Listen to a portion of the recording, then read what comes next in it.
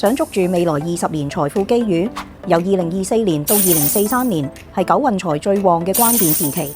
今日我哋用海濤灣呢個單位作一個例子。呢個單位風水上財運確實係唔錯嘅，其中一個特點就係九運旺財嘅格局。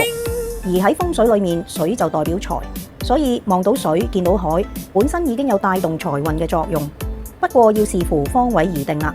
再特別一啲，睇呢個單位對面嗰個海，見到中環嘅 IFC 同埋中環中心，都會旺讀到書，又可以旺功名。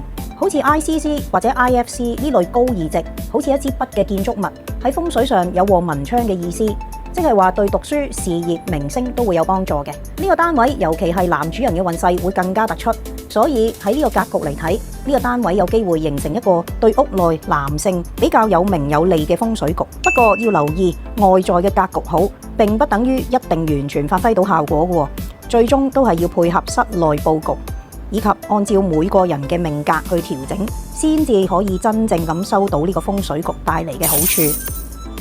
想知道點樣佈局先至可以令到屋企財氣滾滾？快啲 follow 我個 account 了解更多啦！唔好錯過呢20年旺財嘅好機會啊！